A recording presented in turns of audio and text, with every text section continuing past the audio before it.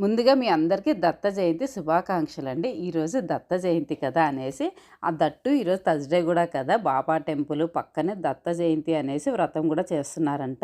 So, మార్నింగే నేనైతే బాబా గుడికి వెళ్ళానండి. ఇదే టెంపుల్ అయితే చాలా బాగుంటుంది. నాకైతే ఆల్మోస్ట్ షిరిడీలోకి వెళ్ళి ఉన్నామా అన్నంత ఫీలింగ్ వస్తుంది. ఈ టెంపుల్ అయితే చాలా పెద్దగా ఉంటుంది, స్పేషియస్‌గా ఉంటుంది. సో, చూసారు కదండీ, బాబాకి దండం పెట్టుకున్న తర్వాత పక్కన దత్త జయంతి అనేసి వ్రతం చేయడానికి ఫోటో పెట్టేసి కలశాలన్నీ పెట్టి బ్లౌజ్ పీసెస్ పెట్టి మంచిగా పూలతోటి అలంకరించారనమాట. చాలా బాగుంది అసలు. ఈ టెంపుల్ అయితే అసలు నిజంగా చాలా బాగుంటుంది యాక్చువల్గా. సో, పంతులు గారు అయితే హారతి అవన్నీ ఇచ్చేసారనమాట. ఈ చిన్న బాబా అయితే పక్కన ఉంటుందన్నమాట. బాబా టెంపుల్ పక్కనే ఉంటుంది. ఉయ్యాల బాబాని కూర్చోబెట్టారు. వచ్చిన వాళ్ళందరూ ఊపి అలా దండం పెట్టుకోవాలనేసి అలా పెట్టారనమాట. బాగుంది కదా.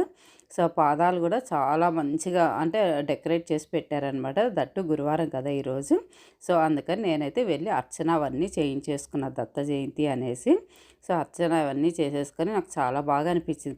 పొద్దున్నే టెంపుల్కి వెళ్ళి అలా పూజ చేయించేసుకొని అలా చూస్తుంటే బాబా దగ్గర ఒక 10 నిమిషాలు అలా కూర్చుంటే ఎంత అంటే పీస్ఫుల్గా హాయిగా అనిపిస్తుంది కదా.